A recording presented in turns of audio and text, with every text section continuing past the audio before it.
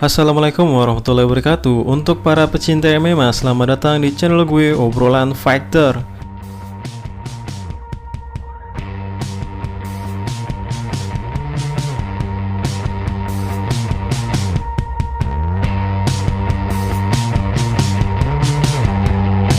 Mungkin ini salah satu request yang paling banyak untuk dibahas tuntas profil lengkapnya, yaitu membahas The Lifestyle Bender Israel Adesanya.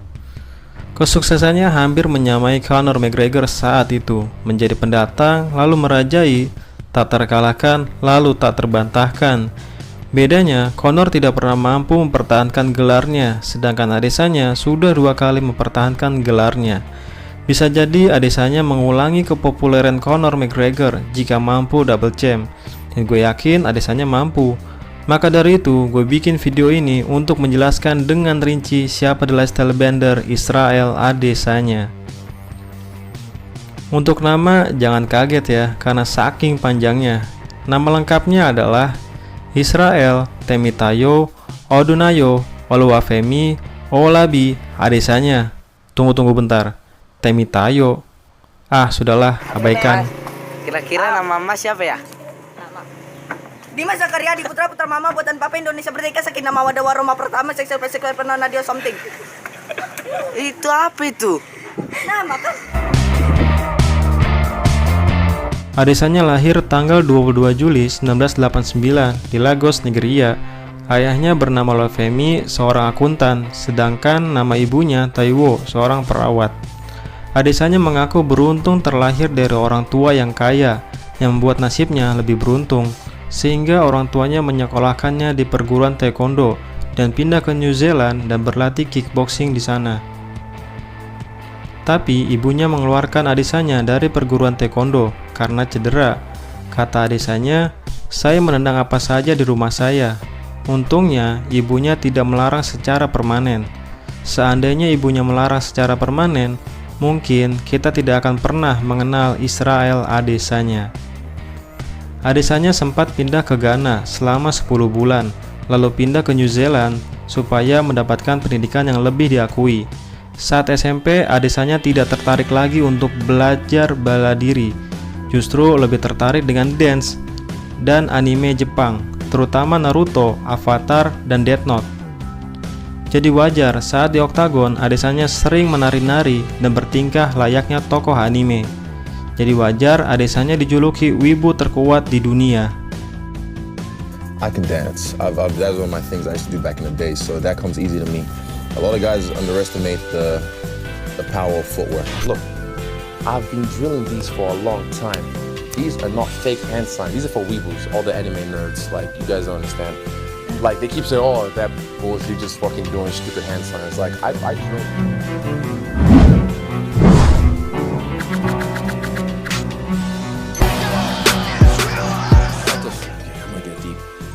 There's a famous anime worldwide, and I got into it by watching the Rock Lee versus Gaara fight, and that was episode 48. And eventually, a year and a bit later, I started watching the series. So even at the weigh-ins, when I hit the Rock Lee stance, that was the one I hit. He stood there with his arms folded like Gaara, and I don't even think he knows who Gaara is. Saat di sekolah, sudah menjadi rahasia umum, kulit hitam selalu menjadi bahan bulian. In high school, I used to try and sound like them. I used to try and be like them and talk like them just so I could fit in. I tried so many times to fit in, but I could never ever fit in. I was always like outcast. At the end of the day, look at my skin, I'm all black. Karena itulah Adesanya kembali belajar ilmu bela diri di gym Muay Thai kuno tanpa sepengetahuan orang tuanya. Adesanya kuliah di jurusan desain komputer, namun setelah nonton film Ong Bak, Adesanya tertarik lagi berlatih kickboxing. Sambil jalan, rupanya Adesanya lebih memilih berhenti kuliah dan melanjutkan karirnya di kickboxing. Dengan rekor amatirnya, 32 kali menang dan tidak pernah kalah. Adesanya pindah ke Auckland. Nah, di sanalah Adesanya berlatih di salah satu gym kickboxing terbaik di dunia, yaitu di City Kickboxing, di bawah asuhan Eugene Bareman. Dan seperti yang kita tahu, di sana ada Dan Hooker dan Alexander Volkanovski. Adesanya juga berlatih gulat di bawah asuhan Andre Paulette dan mulai berkarir di beberapa promotor kickboxing di Cina. Bukan rahasia lagi, fighter yang bertarung di UFC adalah fighter dengan background yang tidak sembarangan. Minimal pernah juara di promotor lain atau punya puluhan bahkan ratusan pertarungan sebelumnya. Seperti Kamaru Usman, punya rekor gulat 44 kali menang dan 1 kali kalah. Stephen Thompson punya rekor pertarungan kickboxing 58 kali menang dan tidak pernah kalah. Alistair Overeem pernah menjuarai di promotor K1, Strikeforce, Pride, dan promotor Dream. Daniel Cormier pernah menjuarai di Grand Prix kelas berat Strikeforce dan King of Cage Heavyweight Champion. Tony Ferguson pernah menjuarai kelas welterweight di Pure Combat. Max Holloway pernah menjuarai kelas lightweight di promotor X1. Demian Maia pernah meraih medali emas di kejuaraan Jiu-Jitsu dunia tahun 2000. Conor McGregor pernah double champ di promotor Cage Warrior di kelas featherweight dan di kelas lightweight. Alexei Oleinik pernah menjuarai kejuaraan sambo dunia. Curtis Blades dengan rekor bergulat 44 kali menang dan tidak pernah kalah. Yoel Romero pernah meraih medali emas kejuaraan gulat dunia dan selama 9 tahun beruntun tidak pernah absen dari kejuaraan gulat dunia, dan masih banyak lagi. Sedangkan Israel Adesanya punya keduanya, rekor bertanding yang spektakuler dan menjuarai beberapa promotor. Adesanya menghabiskan 7 tahun dalam hidupnya untuk berkarir di kejuaraan kickboxing dengan rekor 75 kali menang dan 5 kali kalah. Katanya, bagi saya selalu saja menjadi yang paling diremehkan dalam segala hal. Ini semua seperti kisah hidup saya. Lalu katanya lagi, saya diberitahu oleh orang banyak bahwa saya tidak akan berarti apa-apa, dan saya menikmati ucapan orang-orang yang meragukan saya. Di bagian bawah dada, Adesanya juga menambahkan benua kebanggaannya dan gambar singa di dalamnya. 2012 Adesanya memulai debutnya di MMA di promotor SFC dan menang atas James Griffith via TKO di ronde pertama.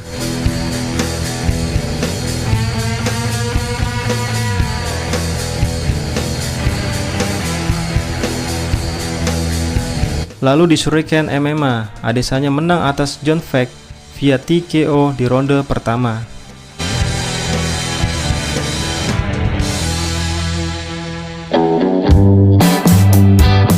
Di 2013, Adesanya mulai mempelajari Brazilian Jiu-Jitsu. Adesanya menambahkan tato gambar tokoh anime di avatar, yaitu The Blind Bandit, di bagian lengan dalam. Di lengan kanan bagian dalam, Adesanya menambahkan tato besar manusia serigala.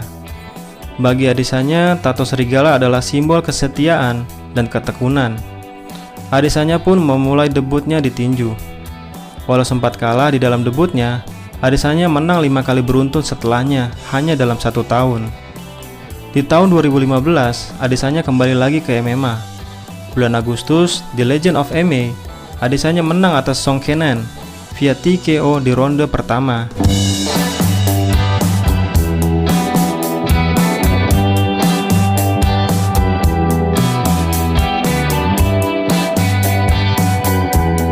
Septembernya, Adesanya menang atas Motui Gamala via TKO di ronde kedua di promotor FPF.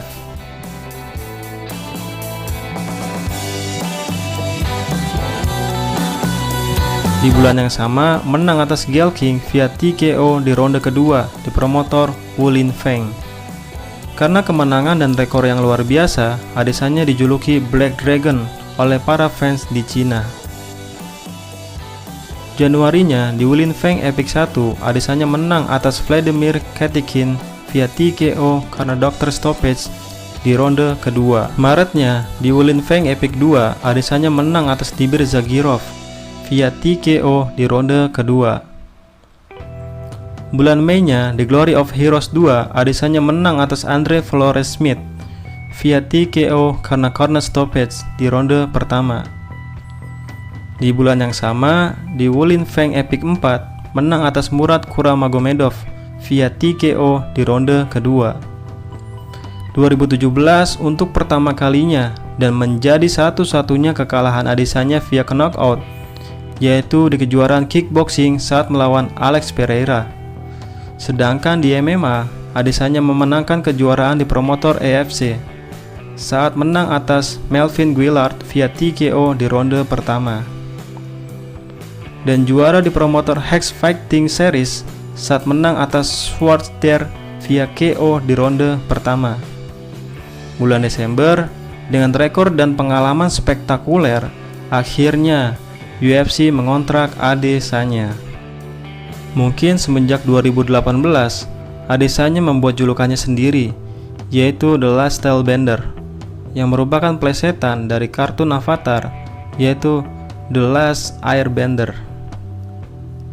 Adesanya memulai debutnya di UFC di tahun 2018, dan tahukah Anda, Israel Adesanya adalah fighter yang paling sukses di antara semua fighter debutan 2018, seperti Augusto Sakai, Cory Sandhagen, Dan Ige, Geoff Neal, Jan Heinisch, Johnny Walker, Kevin Holland, Magomed Ankalaev, Manny Bermudez, Said Nurmagomedov, dan masih banyak lagi.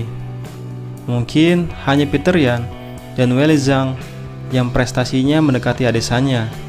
Ya memang pencapaian Adesanya terlalu gila. Bayangin, hanya dalam 2 tahun Adesanya berhasil mendominasi penuh kelas middleweight. Dalam debutnya di UFC 221, Adesanya berhadapan dengan Rob Wilkinson yang punya rekor 11 kali menang dan 1 kali kalah. Dan menang seperti biasa, yaitu via TKO di ronde kedua dengan bayaran 2,2 miliar. Setelah dikalahkan Adesanya, Rob Wilkinson tidak pernah lagi masuk UFC.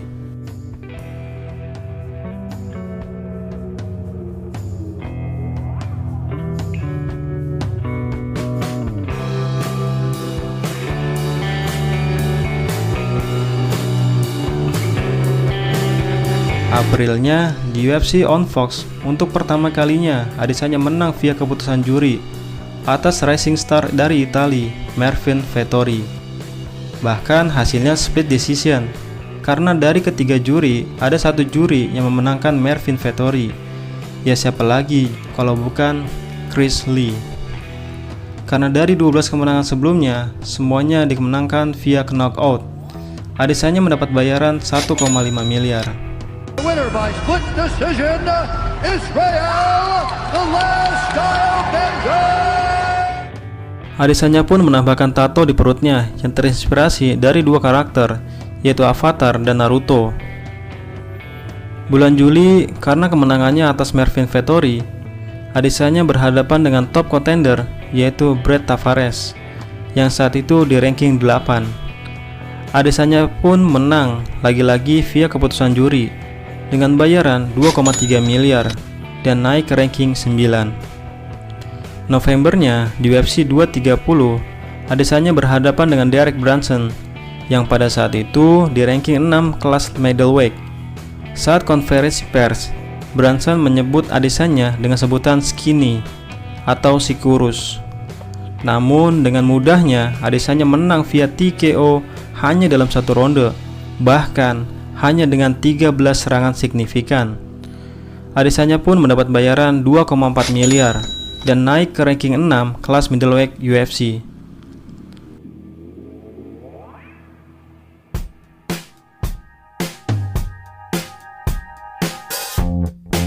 Adesanya menambahkan tato Deadpool di sisi kiri tulang rusuknya. Di sisi dalam bicep kanannya ada tato dari komik harian anime Calvin dan Hobbes yang sedang duduk di dalam kotak memakai kacamata, dan tato gambar anjing di lehernya. Di UFC 234 dengan rekor sempurna 15-0, Adesanya menyampaikan keinginannya untuk melawan fighter yang sangat diidolakannya, yaitu The Spider Anderson Silva, yang pada saat itu di ranking 15. Dengan penuh rasa hormat, Adesanya menang mutlak via keputusan juri dengan bayaran 2,5 miliar dan naik ke ranking 5. Dan saat itulah Adesanya mulai dikenal seluruh fans MMA. Februarinya di UFC 236, Adesanya mendapatkan hak untuk memperebutkan sabuk. Tapi karena sang juara cedera, Adesanya dihadapkan Kelvin Gastelum yang pada saat itu di ranking 4 kelas middleweight. Adesanya menang dengan sangat sulit, bahkan ini menjadi pertarungan tersulit bagi Adesanya. Bahkan Kelvin sudah ke knockdown 4 kali, tapi tak kunjung ke knockout. Adesanya pun akhirnya menang via keputusan juri dengan bayaran 6,1 miliar dan naik ke ranking 1 sekaligus menjadi juara interim.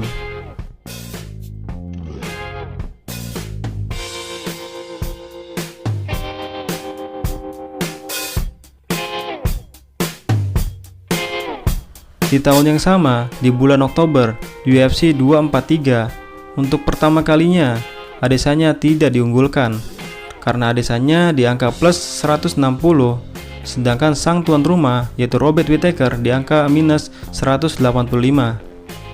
Tapi, Adesanya berhasil merebut gelar juara, karena menang atas Robert Whittaker via KO, di ronde kedua di depan warga Australia dengan bayaran 7 miliar. Adesanya pun meraih penghargaan menjadi fighter terbaik 2019.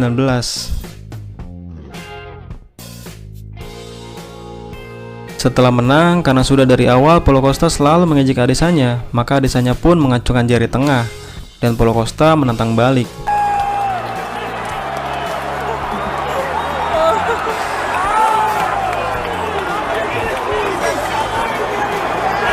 Adesanya membeli supercar mewah, yaitu McLaren 720S Spider 2019 berwarna orange dengan harga $650.000 atau sekitar 9,3 miliar rupiah. Di bulan Maret di UFC 248, sebelum berhadapan dengan Paulo Costa, Adesanya berhasil mempertahankan gelarnya setelah menang atas Yoel Romero via keputusan juri. Mungkin ini adalah satu-satunya pertarungan Adesanya yang membosankan. Adesanya mendapat bayaran 7,7 miliar dan tidak lama setelah itu, Yoel Romero diputus kontrak oleh UFC. September 2020, Adesanya adalah fighter MMA pertama yang menandatangani kontrak dengan Puma.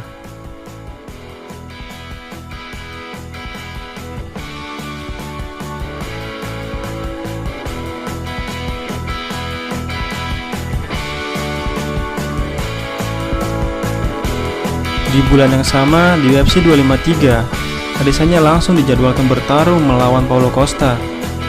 Di luar ekspektasi fans Paulo Costa, ternyata dengan mudahnya Adesanya menang via TKO di ronde kedua.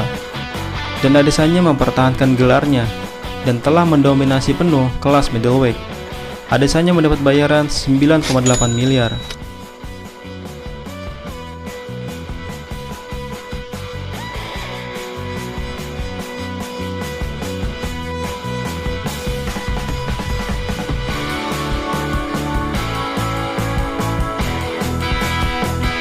Dengan rekor sempurna, Adesanya menyampaikan keinginannya untuk menjadi fighter terbaik sepanjang masa.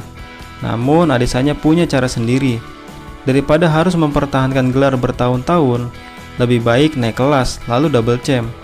Nah, semenjak itulah konflik Adesanya dan Jon Jones makin memanas. Karena seandainya Adesanya mampu mengalahkan Jon Jones, maka sangat mutlak Adesanya adalah fighter terbaik sepanjang masa. Mereka pun perang di Twitter. Mungkin puncaknya adalah 6 Oktober 2020. Tapi tak kunjung ada tanda-tanda pertarungan mereka dijadwalkan. Karena Jon Jones sendiri justru naik ke kelas heavyweight, di saat Adesanya naik ke kelas light heavyweight. Maka di UFC 259, secara resmi Adesanya dijadwalkan bertarung dengan juara light heavyweight Jan Blachowicz. 8 Desember 2020, akhirnya Adesanya mendapatkan sabuk ungu di bawah asuhan Andre Galvao. Walaupun belum sabuk hitam, setidaknya sabuk ungu dari Andre Galvao cukup untuk memperkuat takedown defense Adesanya. Karena dari 3 pertarungan terakhirnya, belum ada yang mampu takedown Adesanya. Mungkin ada yang bertanya, kenapa Adesanya berlatih di atas jiu-jitsu? Bukankah banyak gym jiu-jitsu yang lebih populer? Jawabannya adalah Ethos Gym memang salah satu gym jiu-jitsu terbaik di dunia. Dan juga karena di seluruh New Zealand hanya gym Ethos lah yang terbaik. Di sisi lain, Adesanya adalah fighter Afrika dengan follower terbanyak dan terbanyak ke-6 di antara seluruh fighter UFC, yaitu dengan 4,3 juta follower. Apakah kalian salah satu follower Adesanya? Apa yang kalian suka dari Adesanya? Silahkan tulis di kolom komentar. Dan jangan lupa like and subscribe obrolan fighter. Terima kasih.